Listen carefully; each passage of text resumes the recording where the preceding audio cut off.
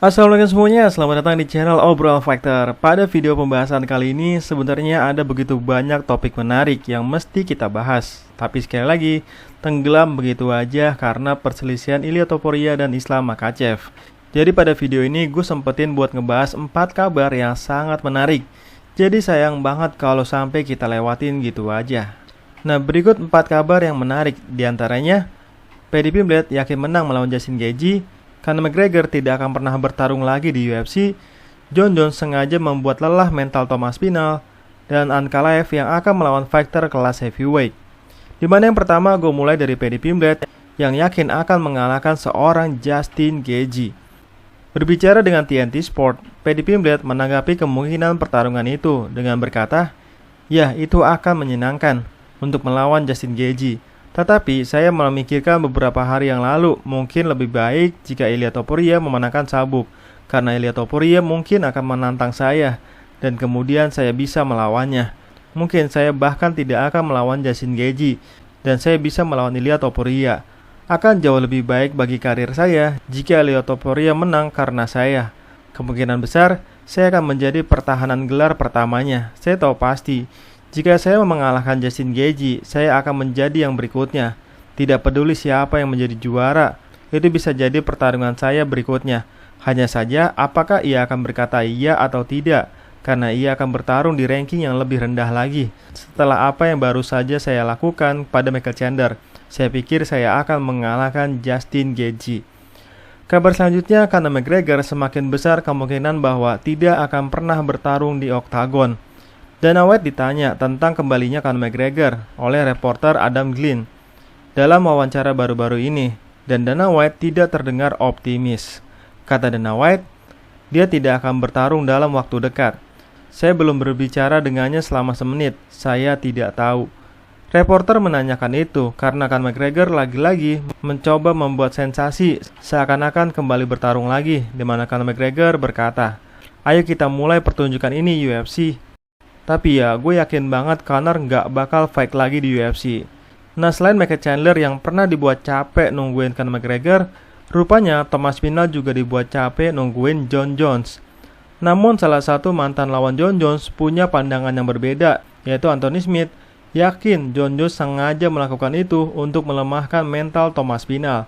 Di mana Anthony Smith berkata, Jon Jones adalah manipulator ulung, dan dia ahli dalam permainan pikiran yang ada di balik olahraga ini. Dia telah melakukannya selama bertahun-tahun melawan orang-orang terbaik di dunia.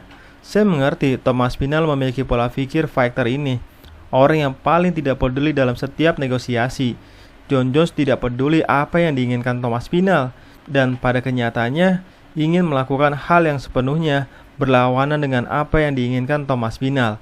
Itu adalah salah satu hal yang paling melelahkan yang pernah saya hadapi, dan saya harus menghormatinya. Jon Jones adalah ahli dalam melelahkan orang secara emosional dan mental, dan Anda sudah dapat melihatnya pada diri Thomas Spinal. Nah, bicara soal Jon Jones, Paddy Pimblett memohon kepada UFC untuk mencabut gelar kelas heavyweight Jon Jones dan menetapkan Thomas Spinal sebagai juara yang tak terbantahkan di kelas heavyweight. Di mana Paddy Pimblett berkata, "Jika Anda membuat Islam Makhachev melepaskan gelarnya di kelas lightweight, maka gelar Jon Jones juga harus dicabut," kata Paddy Pimblett kepada TNT Sport. Nah, tadi soal kelas lightweight dan kelas heavyweight. Sekarang kita bahas kelas light heavyweight. Magomed Ankalaev selaku juara di kelas light heavyweight kini terus mengincar rematch dengan Alex Pereira. Namun hingga detik ini Alex Pereira tidak memberikan jawaban apapun. Tapi Ankalaev terlihat sangat ingin bergabung dalam event International Fight Week dan memang ditawarkan untuk bertarung di International Fight Week, di mana Ankalaev membuat cuitan yang isinya, "Saya ditawari untuk bertarung di International Fight Week. Alex Pereira, jika Alex Pereira tidak menginginkannya, mari kita lanjutkan pencarian lawan. Saya siap untuk melawan semuanya. Saya tantang kamu." Dan Alex Pereira tidak merespon apapun. Lalu Ankalaev membuat cuitan lagi, yaitu, "Semoga Syama Alex Pereira muncul di Abu Dhabi. Jangan takut kawan." Alex Pereira belum juga ada respon. Yang gue rasa Ankalaev hanya menyebut nama tapi nggak pakai mention atau sebut nama akunnya Alex Pereira, jadi nggak muncul otomatis di notifnya Alex Pereira. Nah, Ankalaev menyadari tidak ada jawaban dari Alex Pereira, maka Ankalaev mencoba mencari lawan lain yang penting dari kelas light heavyweight. Di mana Ankalaev berkata, semua orang menolakku untuk bertarung di International Fight Week. Setelah itu, Ankalaev mengklaim bahwa Jiri Prochazka juga tidak bersedia menjadi penggantinya Alex Pereira. Di mana Ankalaev berkata, guys, apakah ada orang di kelas light heavyweight yang bersedia melawan saya? Karena Jiri Prochazka dan Alex Pereira tidak mau bertarung. Nah, sehari setelah tantangan dari fighter asal Dagestan itu, rupanya salah satu top contender dari kelas heavyweight yang satu negara dengan Alex Pereira, yaitu Jailton Almeida, membalas cuitannya Ankalaev. Jailton Almeida dianggap salah satu prospek di kelas heavyweight, karena bayangin aja, dari 8 kemenangannya di UFC, 6 diantaranya selesai hanya dalam satu ronde.